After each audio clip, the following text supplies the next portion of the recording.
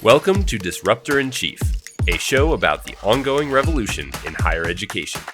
Let's hear from the main man leading the charge at Maryville University.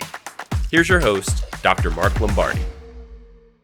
Hi, I'm Dr. Mark Lombardi, the president of Maryville University, and welcome to this one of a series of podcasts we're doing on the disruption and revolution in higher education and how Maryville University is a big part of leading that. And today, I'm just excited to have Bill O'Connor with us.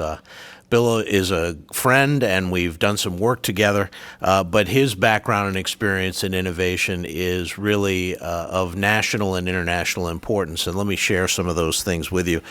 Bill is the founding partner of Agents of Innovation, an innovation consultancy based in Silicon Valley and now in Boston, Massachusetts. He's also a faculty member at Singularity University and an advisor to the leading AI digital people company in the world, and that is Soul Machines. Over the past 10 years, he's conducted 600 innovation engagements with 250 corporations from 50 countries, working with 8,000 professionals, 4,000 executives and C-staff, and 25 CEOs. Bill's work with companies such as Google, Apple, Renault, Tesla, Nike, Airbnb, IDEO, RBS, Starbucks, Twitter, Bechtel. I'm getting tired here, Bill. Me too. Autodesk, Facebook, GE, IKEA, the U.S. Department of Defense, the World Bank, and just about everybody else you can imagine.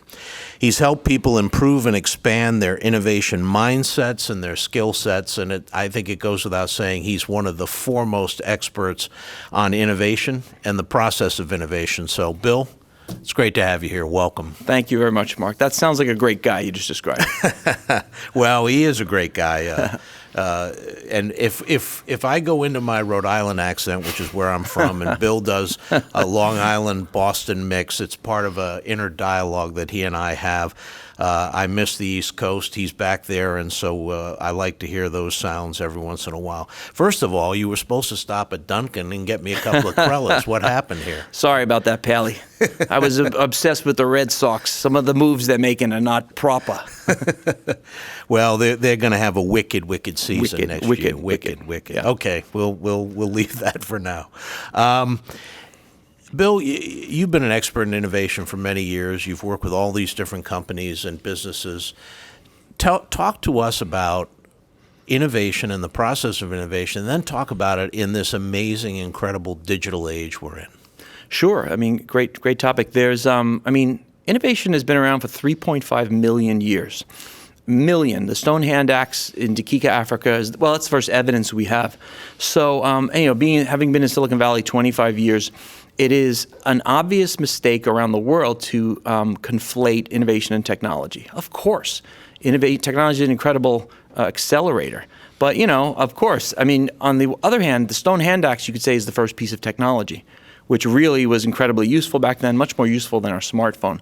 So you've hit it exactly right. There is innovation, and democracy is an innovation, right? That's not a technology, right? Civil disobedience is an innovation. It's not a technology. And it's funny, people think, oh, isn't that what Martin Luther King did? Yes, but before that, oh no, that's what Gandhi did. Where did Gandhi get it from? New Englander, Henry David Thoreau, Pally, right? So yes, you're exactly right. One of the main things we've found in the course of the Innovation Genome Project is that, of course, innovation is the superset, technology is a subset, an extremely powerful subset. But again, so many people that have, I would say, benefited from our work, they don't have to be in technology. And that's why I'm excited to talk to you about higher education. We're also doing work in healthcare. Anywhere you're doing work, really, you can apply innovation. If it happens to be in technology, that's fine. And these days, this is the most powerful set of emerging technologies ever in human history, going back 3.5 million years. So, I try to disabuse executives of this idea that if they set up an innovation lab, we do $40 million, we spend $40 million, and we get the smartest people from MIT.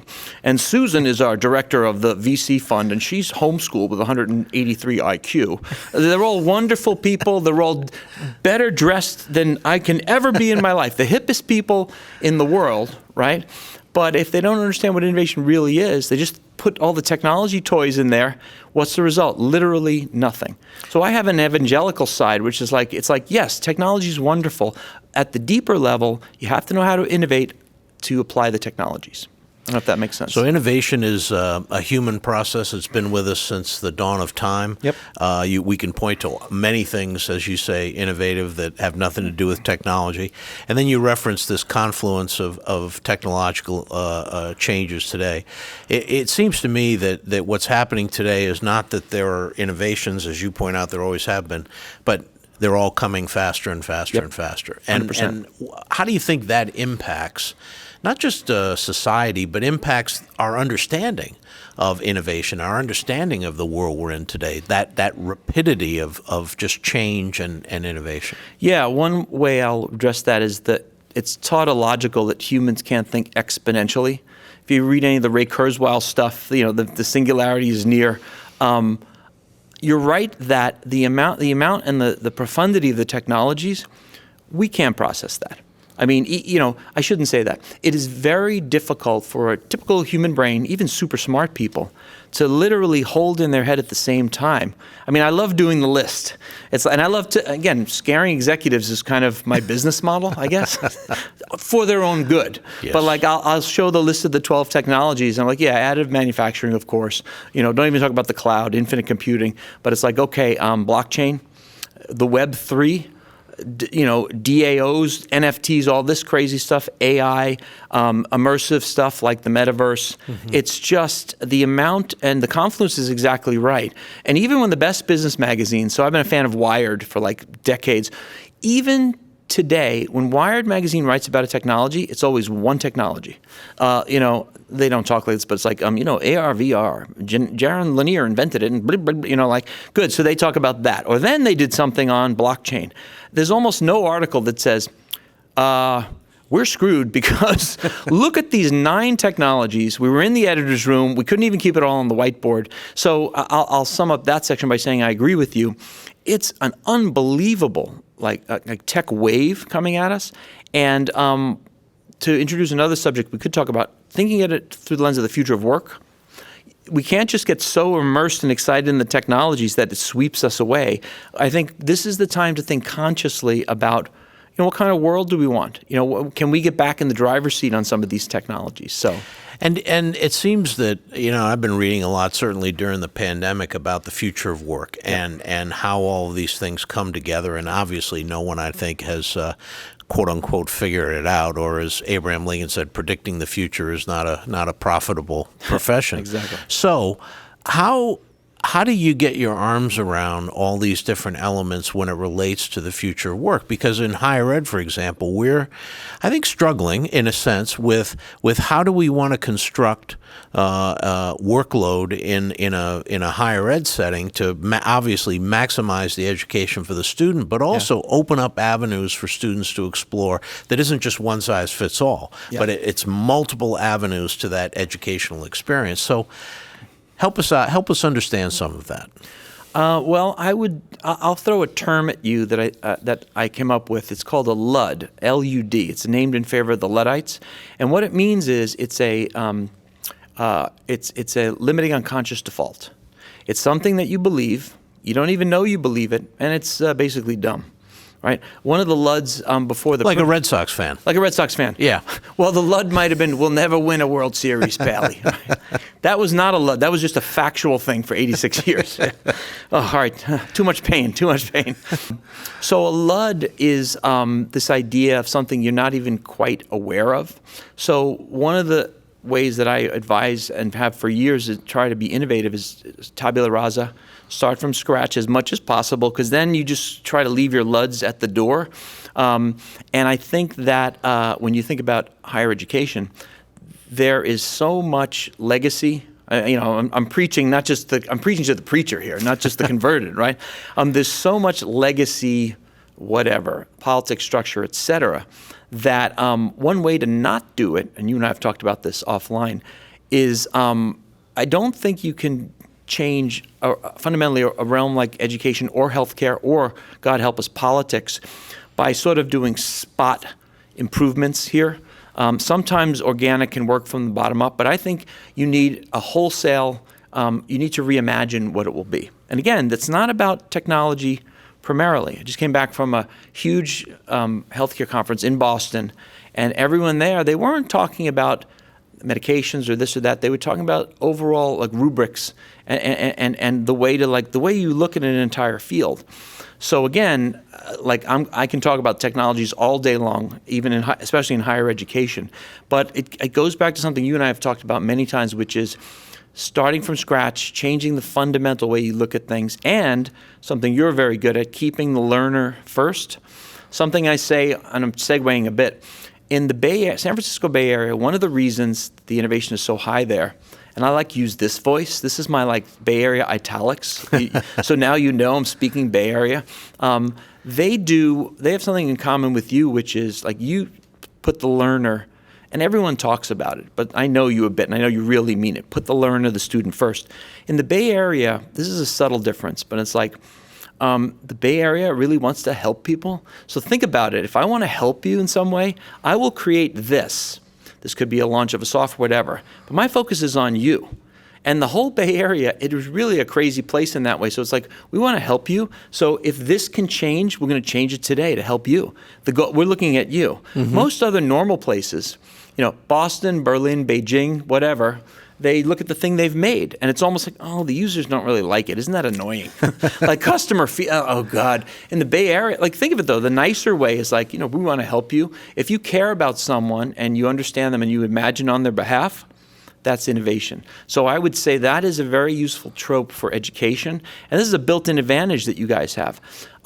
I know not everybody maybe, but people in education, from my experience, generally speaking, do care about the students and doing something a higher purpose. That's a powerful thing to leverage when you're trying to innovate. It's oh God, I don't even understand this model, but wait a minute, that could be better for the learners. Let's keep going.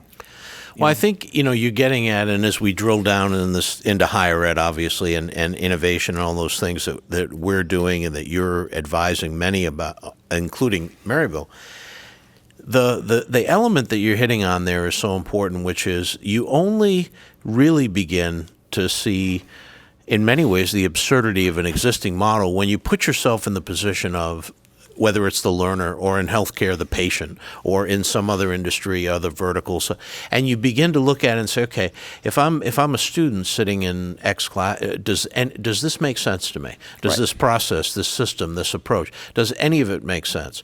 And when you start to ask those questions, you literally are freed from the what I call 20th century assumptions, and you're freed to really explore and look at things through a series of different lenses. And that, as I understand the work you've done, that's really, in many ways, the beginning of that innovative process when you can sort of take yourself out of your 100%. Own and so let's drill down on higher ed. So if we're gonna have truly a learner-centered approach, and we're going to strip away all the other assumptions, what jumps out at you with your experiences with higher ed? What are the kinds of things that you say, okay, now we can jettison that and get rid of this and put this in and use this tool and this approach? What excites you? What jumps out? I'll say three things, and I'll state them so I remember them all. Of course, it's AI, the Metaverse, and also there is this craze of note-taking in Silicon Valley. It's Rome research, there's 53 how to take notes. So the three things I would say is, so let's start with the simplest thing, and we've talked about this. To paraphrase the Clinton era, it's the Metaverse, stupid, right? to myself too. So the first thing I would say is, the Metaverse. So this is the question, right? In higher ed. Okay, the first university, you can check me on this, 1348, Bologna, Italy, most people say. Some people say it was Mohammed way back. But 1348 is a good starting point, predicated on a physical place, right? My great-great-great-great-great-grandfather was a janitor there. I was about to be super impressed, and I'm still impressed. Boy, we're really learning a lot about each other, aren't we? Let's do 23andMe together to see if we're related somehow. Back in Boston, maybe, right? Maybe. This is a LUD, right? Yeah. It's before, and by the way, the pandemic murdered a lot of LUDs, which is good. One of the LUDs, and a limiting unconscious default, is that the whole world had was, we can only do X amount virtually. We were all wrong. Honestly, I wasn't wrong. And a lot of the nerds I know were not wrong. But, three things with education. One thing, of course, physical places, virtual spaces. And you and I have had this talk. It's like Maryville or other universities. Yeah, there's a physical campus somewhere. Also, there's a Metaverse campus. So in the Metaverse campus, look at this. There's a woman from Paris walking through there. There's someone else from Hong Kong. You got everybody. You can have any speaker in the world because everybody's got to get up, put on the pajamas. It will absolutely transform and is transforming higher ed. So that's about place. Right? Mm-hmm. The second thing I would say is AI, right? So what can AI do among other things? Customized learning things. We've talked about this too. It's like you are a freshman. You're trying to decide what to study and what to do. I am absolutely waiting for this to happen. Please God, we need it. So it's like instead of the best meeting career counselors and you're reading books and what color is my parachute and all that stuff, you have an AI, hopefully with a nice human veneer or personality, that's saying amazing things like, based on the 42 favorite artists you like, you might try this, because we notice that these people that like this artist, they like this realm. Or these 800 books that you've read in your whole life, you should consider this over here. Like, that's going to be really interesting when AI can not replace anybody, but augment how you choose what to study and what to think about and what to learn. That's just one thing with AI. Well, right? and we talk about the fact that, and sometimes people get nervous about this, but if you take the principles of data analytics and artificial intelligence, which are fundamental to something like Amazon, and you apply them to education, you can provide personalized learning for every student, yep. and get out of warehouse learning where one size fits all, and really reach every student in every place and every space. And in many ways, it empowers those students. They become active, engaged learners. Yes. They own the process because the process is theirs. It's not ours. We're not creating it. Exactly. They're creating it. Yeah. And that shift of power from teachers to students or teachers to learners, I think is the most profound innovation in education potentially. By the way, not dependent at all on technology. No, I was about to say that's the deep. You said the deepest thing. Yeah. Yeah. And so I think, and you talk about AI, the data analytics behind AI, obviously. Let's talk a little bit about the metaverse, because there are a lot of people out there that have no clue. They think the metaverse is a new game by Epic or it's a new whatever. And I've just been diving into the metaverse just for the last several months at your urging, and I still haven't found a good bar in the metaverse yet that I enjoy. But maybe we'll have to found it. Yeah, that'd be pretty good. The meta bar. The meta bar. Love it. Perfect. Wow. They've got to serve Bombay Sapphire. That's the only thing I require. Yes, absolutely. Done. I know what you require, so we don't have to get into that. Little Jamesons will do the trick. Little Jamesons. There we go. But talk about the metaverse. What is it really, and how is it or potentially a sort of quantum leap from what people consider now as part of their lives, which, for lack of a better term, is the internet? Yeah, I'll use what I call the Mark Andreessen parking lot analogy. So Mark Andreessen, invented the interwebs, basically, Andreessen Horowitz.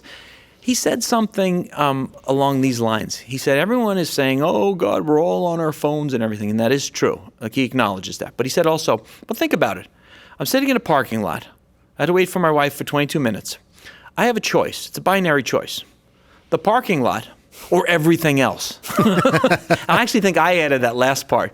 And he was like, what are you going to pick? And I was like, yeah, I understand the impulse to pick everything else. And sometimes you just got to just be here now and meditate and all that stuff. That's fine. But so to me, along those lines, what the metaverse is in a way is, so I went to Franklin Marshall College, right? I liked it. I was in Lancaster, Pennsylvania, Amish capital, go Amish, a proud Amish American, right? But I loved my education, but I was limited to that physical space. So, hey, a poet is coming to campus to talk. That's great. I think his name was Donald Bell. I still remember it. The difference is that's a LUD. That's great, but it's limiting, right? Mm-hmm. So let's take physical space out as a constraint. That's what the metaverse is at the deepest level, right? So it's like I remember when in the early days of the internet, I found a online, this was like 93, a professor at Oxford who loved Zen and the art of motorcycle maintenance. And I was sitting at my cube in Boston at Houghton Mifflin Publishing, and I sent her a question. I said, she wrote back, I couldn't believe it. But it wasn't just email. It was like she had a website and stuff. That's what the metaverse means to me with higher ed, simplifying it, staying at your level, deeper than technology. You have more everything. More people to learn from. And then it's going to get into, when you get really immersive, so I want to fly a plane. Good, you have that simulation. I want to be a good manager. Good. Here's super realistic avatars acting like lunatics. You want to learn that? I remember when I was, one of my first manager jobs, I had, I don't know if I should say this, but we should call this podcast, I don't know if I should say this, right? My first month on the job, I was managing 12 people. The same day, 3 of them called me into private offices and cried. Now, it wasn't because of my management skills, but like, that would be it would have been nice to tell me that can happen, you know? So anyway, I'm saying the metaverse is not only access to theoretically everyone, all kinds of places when it gets realistic, all kinds of simulations. It will certainly augment physical space, but that's why it's going to open up amazing realms. Well, and it also seems, and this is something I know we're passionate about at Maryville, as you know, opening up access and opportunity to millions of people who haven't had access to higher ed. I mean, let's face it, higher education has been elitist, exclusionary. You know, it's the best schools are the ones that let in the least number of people, which when you think about it good metric, right? Is absolutely counterintuitive and nuts. So if you opening up access and opportunity means that people can operate in, I think of it in terms of on multiple platforms simultaneously, right? And access things that they never could access before. And so higher ed, and I think Maryville's on the cutting edge of this, harnessing that for educational access and opportunity becomes not just a huge challenge in some ways, but a massive opportunity to empower millions of people who haven't had access. Not just young people, 18, 22-year-olds, but working adults across the spectrum. Yep, yeah, exactly. To be, and so you're sitting there in a job that you've been in for 12 years and decide, hell yeah, I can become a nurse. I can become this. I can even become an innovation guru like Bill O'Connor. Give us a call. There you go. Yeah.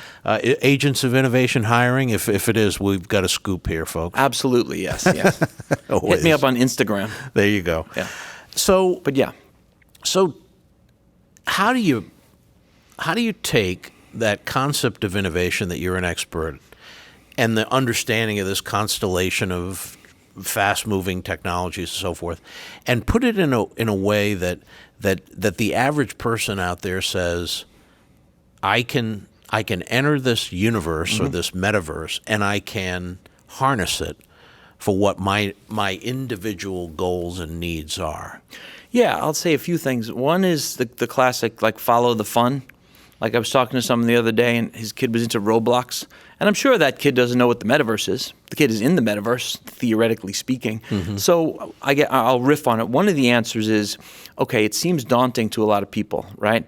But if you sort of do follow the fun, I've toured people around, and we've done stuff with Maryville in my office suite in the metaverse on Verbella.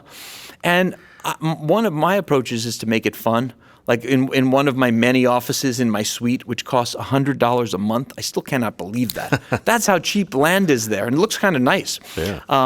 I put posters like Boston Celtics. I put a picture of my dog. So one of the things I think answers it is like making people have a connector, something that you love already. And it's almost like, hey, you see this thing you like? I'm going to put it over here. We have to treat ourselves as very simple in some way. So I think that is, but I think that's a temporary problem. The people that are daunted by, this is what I've said, by the metaverse. I mean, I've had my Oculus Rift for, I guess, maybe 9 months now. I mean, just being on top of a mountain, like, anything that you like. My wife is sort of resisting it so far, and she loves southern Italy. And I was like, yeah, you're going to resist it till I put the thing on you and we're in Positano. And then I'm not going to see you for 3 hours, So I don't know if that, it's like partly shown, I've learned, I can tend to be, didactic or dictatorial in the way I speak, but it's like, don't lecture people. I still do this every day, but I'm going to lie on this podcast. Don't tell people it's coming, you've got to be ready. but that's part of it. But also draw them in. Yeah. And I would say with academia, it's the same thing. I don't expect professors or even faculty or staff to just instantly say, maybe more than most professions, you're an educator, there's a school, you're grounded in the physical. I don't expect them to jump right away. But I do think once you get them excited, I think the jumping will be easier. Well, and so let's drill down on that. We've been working on this notion, as we talked about, the active learning ecosystem, personalized education, using the technologies and other things to make that a reality. And I think we've had some great success with that. But what we're also finding too, and it goes to your point, is the moment at which the student decides that they, in that fun way, that they want to explore and learn more. Yeah. There's nothing that can stop them. And I use the analogy with gaming today. Now, some people think that, video games and these kinds of things are have their pros and cons. The reality is that one of the fundamental things we found with gaming is that once people enter that universe or that metaverse and are enjoying that experience, they will play that game. They will problem solve. They will work through all the permutations because they are having fun. They're achieving. Mm-hmm. They're learning as they go. Their knowledge level is building as they go, as they go up the levels or what have you. And as an aside, Maryville is the Alabama of esports and collegiate sports. 4 out of 4 national championships out of 7. You're the Crimson E-Tide, right? The Crimson E-Tide. That's you're the Crimson Tide of that. Right? Marcy trademarked that immediately. Crimson E-Tide. Before Bill can call his lawyer and trademark it. Let's get that. I'm giving him away today. That's right.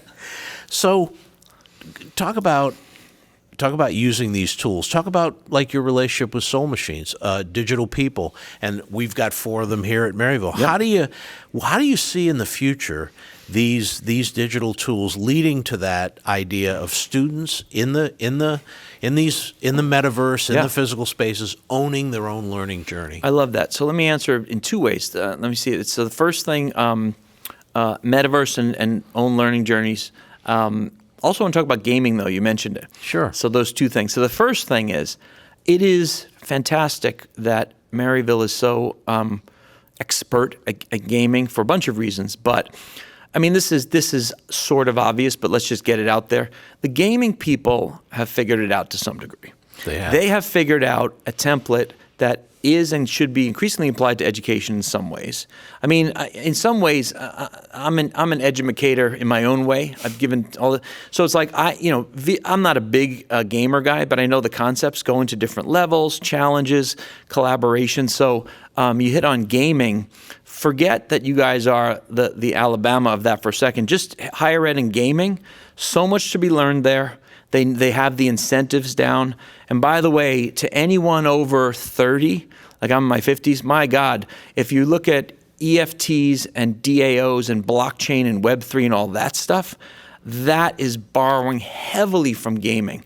So gaming is in some ways the first robust foray into the metaverse. So, and then happily, you guys are the best in the country at it, which I just love. And I know we look back 10 years and be like, yeah, one of the reasons Maryville was so, let's just say, seminal and important in the metaverse, which is what everyone should shoot for, is that we had this incredible advantage of a gaming brilliance, which is the first real use of the metaverse. I think that's one. Jumping to AI, right? And of course, we're working on this in some ways. So Maryville has, I like the term AI, digital people, because, when you say digital people these days, people sort of think, oh yeah, I'm working from home. We're all digital people. Yeah. If you Google digital people, and I've talked about this with Greg Cross from Soul Machines, if you Google digital people, AI doesn't usually come up. It's some guy from Harvard writing a white paper like, digital people are more productive, blah, blah, blah. So, all right. Sometimes I remember arguing with the CEO of Autodesk way back in the day. We were going to do a speech about cloud computing. And I don't imitate his accent too much because he might hear this. His name is Carl Bass, one of the brightest people I've ever met. But he had kind of this New York approach, I guess I can say it. At one point he said, the cloud, the name is BS. It's really just web-based computing. Let's call it that.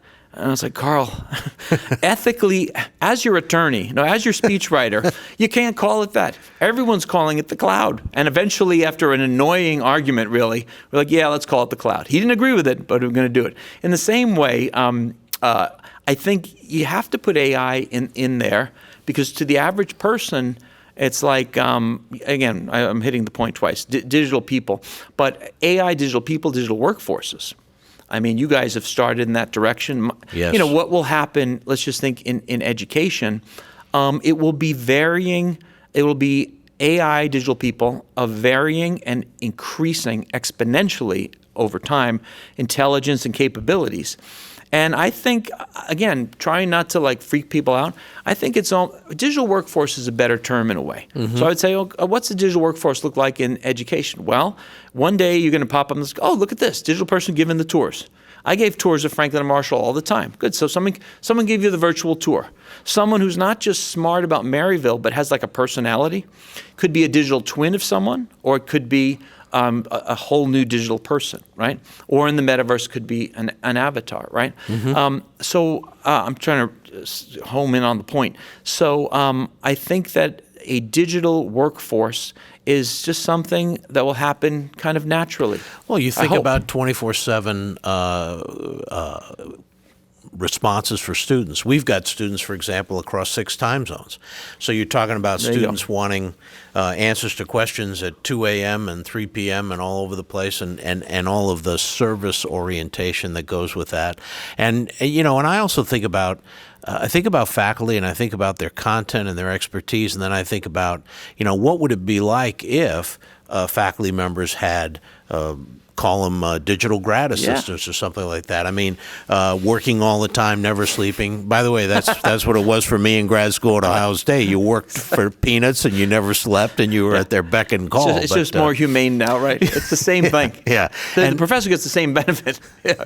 Right? Yeah. Okay. And we didn't even think in those days about unionizing. It's a shame that we didn't. They're going down that road now. But so, what are the we see the potential for all of this in higher ed as limitless. Yeah. Mm-hmm. And not just in terms of doing tasks, but in terms of reconceptualizing the learner at the center. Yeah. So we think of it in terms of, so you've got the learner at the center, and you've got all these different needs that an average 19-year-old, 25-year-old, 40 has. And if you can provide all of that in let's say an Amazon-like service orientation, information and counseling and support, and then and it be anticipatory. So I know that, for example, I know this because I know Bill, that on a Friday afternoon about 2:00, it's impossible to get a hold of you. You're down at your favorite Irish bar in Boston, and singing old sea chanties. Yeah, that's shockingly, there's no cell phone service in any of those places. Coincidence.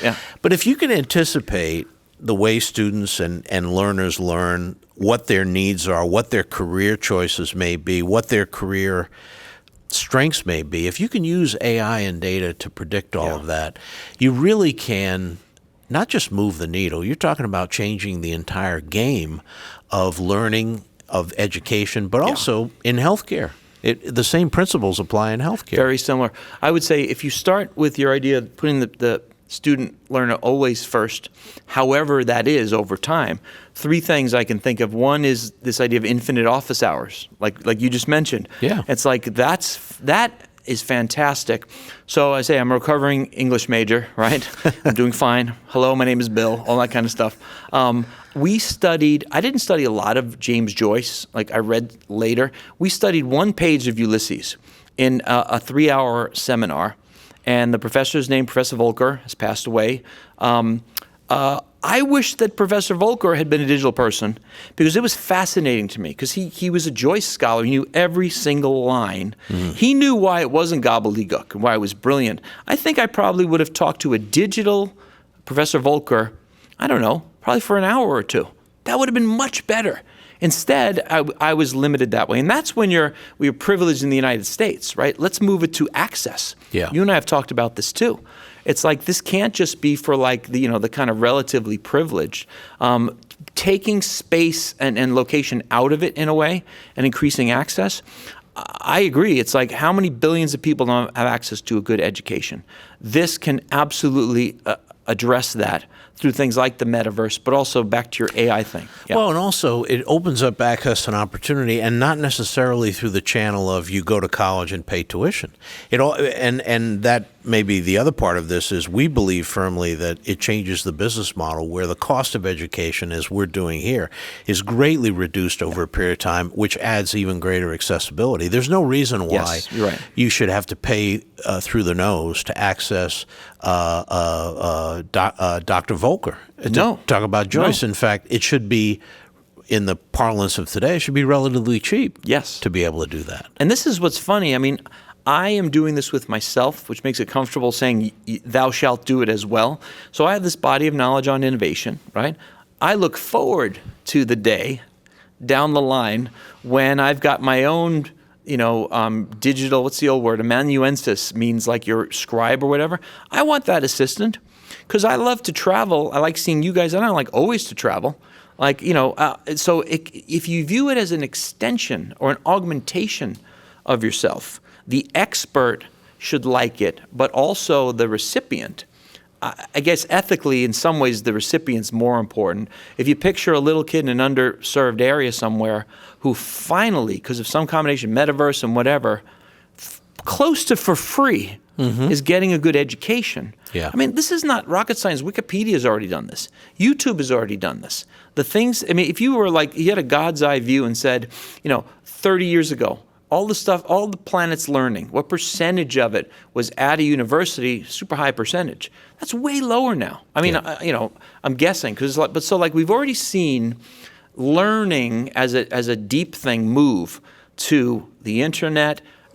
In some weird ways, Twitter, et cetera. This is just an amplification of that. And again, I understand if you have a certain body of knowledge, the idea of infusing it into a digital person and letting them talk to people while you're asleep, I don't know. I'm a lunatic that way. I can't wait for that because I'm sort of lazy. I would love that. Well, I know that there have been times when we've talked about these things and some of my faculty colleagues and friends have had some concern in some way, shape, or form. But as we talk about it here, content experts in any field, regardless of what it is, are always going to be incredibly valuable. But they're incredibly valuable now as facilitators. I use this analogy periodically. You and I, and when we went to school back in the dark ages, think of it this way: the faculty was the pilot, and we were passengers, right? And we were all going to the same place, and pretty much at the same time. Yeah. And only a few of us, were kicked out of the plane or were forced to jump. I think I was riding on the top of the plane. But today, I think everybody's got their own plane, potentially, and the faculty member is a co-pilot. Perfect metaphor. And they're facilitating, they're here to help, they're here to help guide, but they're not driving it completely, nor are they passively sitting there. They're working together. They're a team. Yeah. Working, and I think, and we have so many faculty here who, from a pedagogical, have embraced that concept. Right. And big surprise, they're our most popular faculty, as well as seem to be incredibly effective at student outcomes. And they get the good ratings, and people love them. And it's sage on the stage, guide on the side. Exactly. Exactly. Exactly. Right. Yeah. So give our listeners, because you're great at doing this, look over the horizon a little bit. What do you see? It's 2030. What do you see with higher ed? My favorite year. It's a great year, by the way. I am returned from the future. Sometimes I feel like that. So in 2030, let's just say with 2030 in terms of like digital workforce, that kind of stuff. Yeah. Whatever you want to riff on. I'll try to do it inductively a little bit. Just start with some actual examples. So let's say I'm still doing my thing. Right, in research and consulting and writing and all that stuff. See, I'm greedy in this way. I'm going to give you a really robust answer. Okay. And I'm going to say 2025. No, we'll say 2030. So I can picture, if you could transplant what I'm doing and my company's doing now to that year, my God, it would be better. Like, again, I think I mentioned to you, we're doing this great project with the Nobel Foundation Nobel Prize winners. We've talked to 10 of them already, right? That project has stalled a little bit. By the way, can you get me nominated for one of those? Yeah, I'm working on it. Yeah. Okay, thanks. Yeah. I appreciate it. Can you send me all the data? Yeah, I'll send it to you. All right, good. I know a guy. You do know a guy? He'll deliver some stuff to you. There's a guy in Rhode Island that knows a guy in Stockholm. Yeah, Rocco. He'll be out. He's a buddy of mine. He gets out in 6 months, and then he'll come see you up in Boston. He says he's going to talk to Sven over there, I think. Anyway, we'll talk about it.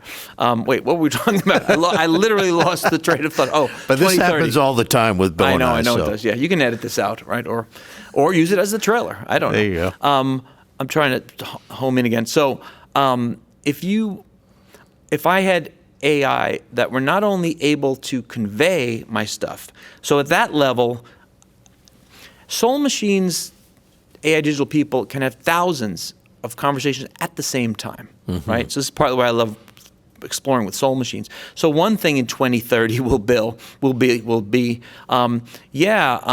this will just be a given. Yeah, that agents of innovation. They've been around 15 years now, whatever. Go to their whatever site is called. Go to their place in the Metaverse, and there's Digital Bill O'Connor is one of the main guys there. Talk to Digital Bill. There's literally thousands of them. The rate is so much lower. I mean, you can actually talk to the guy, but like that's going to cost more in some way. So it would be as a content person, researcher, presenting. That's a given. But I'm more interested in.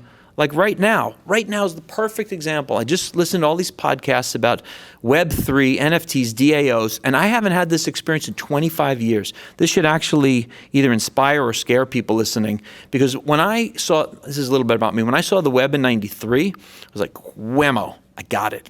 I don't know how, but I just got it. This stuff is different. Honestly, I felt old, but I was like, I didn't understand. I only understood 63% of what they were saying. It was literally like another language. So if I had my AI digital assistant, I would say, Fred, please go out there and find out everything you can about Web3, DAOs, NFTs, all this crazy stuff, and summarize it in a Pressy. Give me a paragraph, give me a page, give me a 5-pager, and give me an 83-page report. Okay? Do you know what I want? Yes, I do. I don't know what Fred sounds like. And Fred comes back in 6 minutes. That would help me. Oh, yeah. I have to do that today myself. I have to go through podcasts, and it's fine, but it's still a little old school. So anyway. It is. Basically, if you're doing intellectual work of any kind, 2030, your digital workforce will help you do all those things. Present things, talk to people, set up meetings, some of that's happening already, but in a deeper way, research, and then it's going to get into thinking. Like I'd love to say, I'll summarize it with this. One of our techniques is in the Innovation Genome Project, you take a thing you're working on and ask 7 particular questions about it. This is where you get this idea of this guy, Lou from Miami. The questions are look, use, move, interconnect, alter, make, and imagine. Today we have to do that manually. That's a lot of the work that I've done. I'd like to do that with an AI. I'd like to say to my AI, okay, agents of innovation, we want to have a branch on Mars. Fred, yes. Fred, I want you to spend 83 seconds of computer time. That's all he needs. He's much smarter than me, right? And I want you to come up with 3 strategies about how we get a thing on Mars. Pros and cons, everything, come up with a recommendation. Fred comes back in 9 minutes. So, you see? Yes. Sometimes I try to convince people with just sheer, this is what's going to happen. If you're a little worried about, like, I don't think I want to capture my stuff in a digital person, well, you will probably, and it's going to go way beyond that. Don't you want someone to think with you? I tell people this all the time. You're uncomfortable with networks capturing data, and that you're pouring all your data into Facebook and Alexa and everything else. It's already happened. Yes. So the real question is not whether it's going to happen. The question is, are we going to harness that for all the good, positive education, healthcare, whatever, or are we going to leave it up to the companies that shall remain nameless, who are going to use it to do all kinds of things nefariously, including gin up crowds to overthrow governments. Exactly. So the thing that seems to me, the picture you're painting and why it's so very important for education and other verticals, healthcare and so on, is this notion that these the powerful tools of the powerful tools within these technologies, like AI and so forth and so on, if you harness them for those human goals and values that we hold dear, and never lose sight of those, like learner-centric education, like patient-centric healthcare, you can tremendously improve the welfare of millions and millions of people across the board and make a massive difference in their lives. I mean, 100%. And as long as you stay true to those values, the technologies are simply tools. See, you said this, and I've never heard a phrase exactly that way. I'm going to capture why I like that so much. I think what you're sort of saying is at the bedrock, there's values. I would also put ethics under there. Right. Right. Go back to the Greeks for ethics. They're just like being good. Right. If that's down here, that is an anchor in the best sense of the word of all the technologies. Another way I would put it, though, is one of the things that I hate when people say necessity is the mother of invention. It is not. And need is not at all the cause of most innovations. I always say, do you remember the great iPhone shortage of the 70s? Remember how terrible that was? Remember when we had no iPhones? I was like, no, nobody needs an iPhone. So I'm getting back to what you do. The phrase I like is innovation goes like this. It's when you take a person or an audience, you have to understand them, care about them, and imagine on their behalf. Mm-hmm. That is what innovation is, right? It's all those things. This is why the Bay Area is so good. Like, sure, I'll do it to San Francisco. Understand. It's like, well, we actually do want to help people, so we have to really understand them.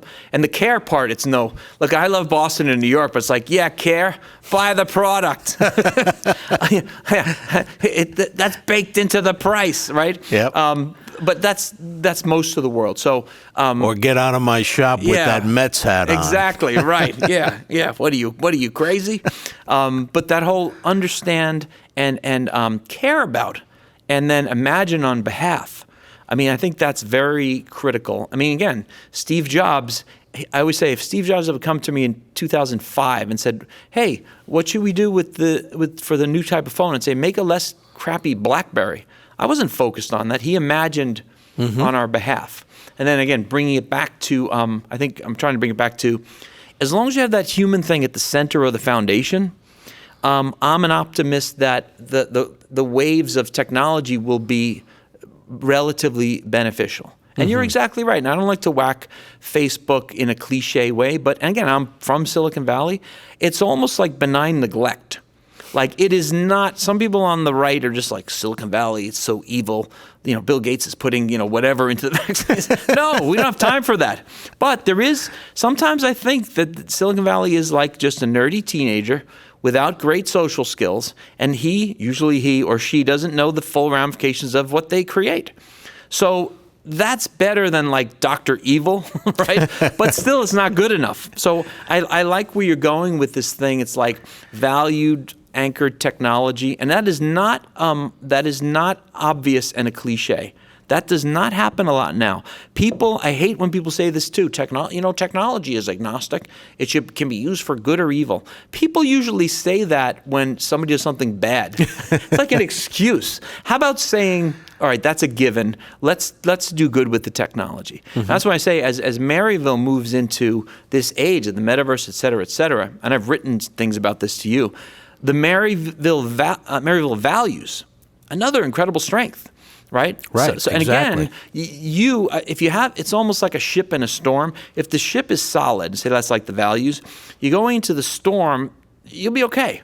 If you don't have a clear sense of values, you're going to get lost in the metaverse. You know. So I think that's kind of what you're saying, right? If you can absolutely. just keep the student and learner central, that's kind of a nice North Star. Yeah, and I would argue, and it's when any industry, any vertical, any university, a hospital, when they lose sight of the learner, they lose sight of the patient.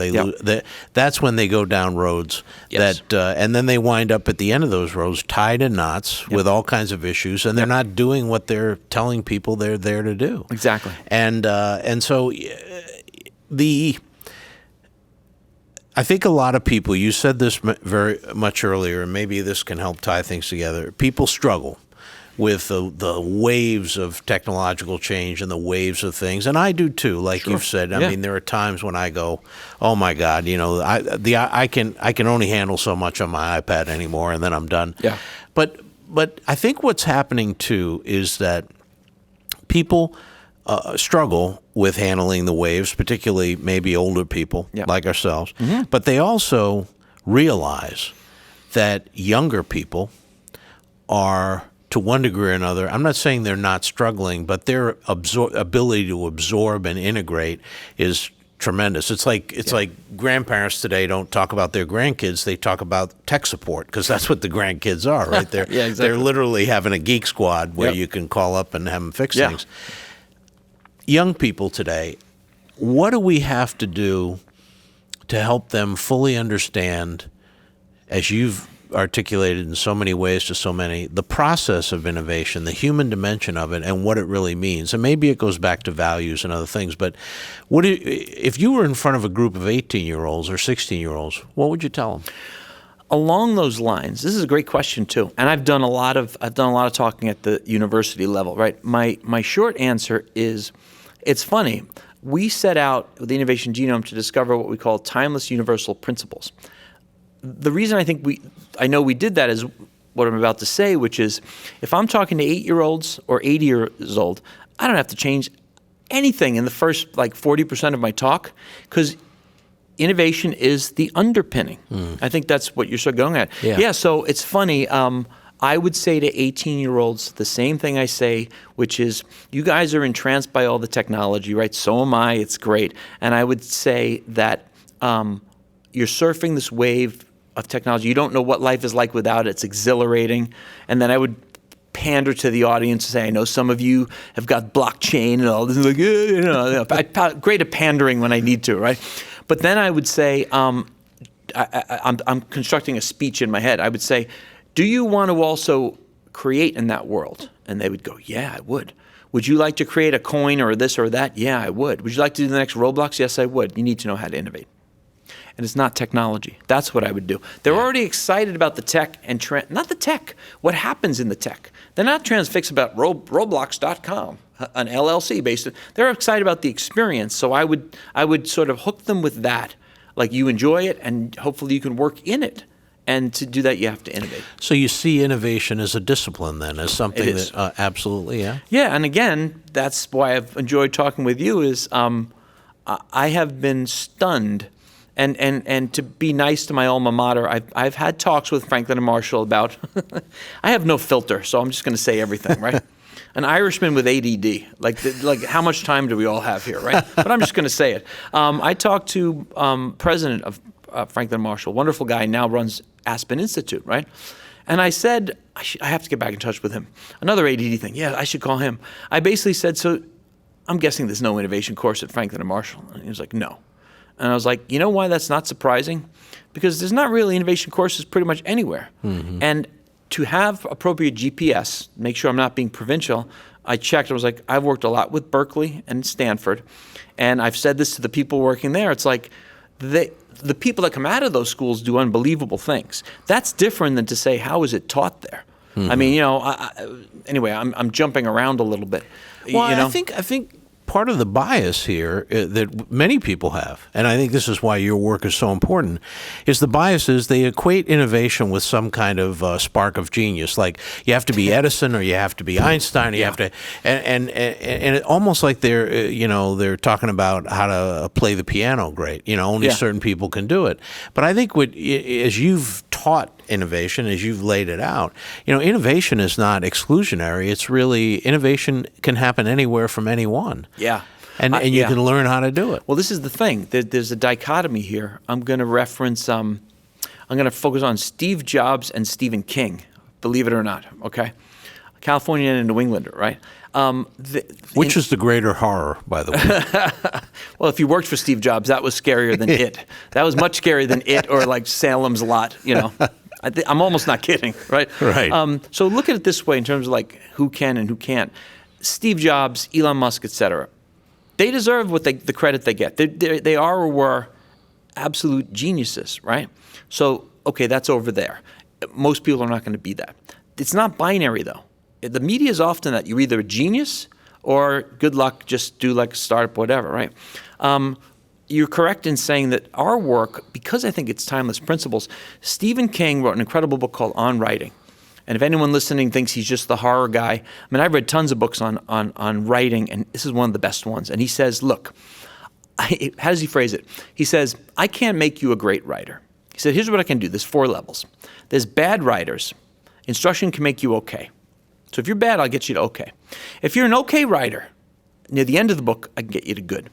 Can't get you to great. That's the genius level, right? So I have maybe a similar attitude, which is on a 1 to 10, Jobs and Musk and all those people are like the 10.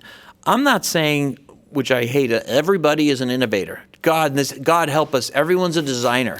Oh my God. If you could see my fashion choices, I'm not going to be a designer. If they never met my brother, if they believe that. But anyway, so I'm saying you're right in that, and I think this is empowering. It is like I can get you from not innovating to being okay.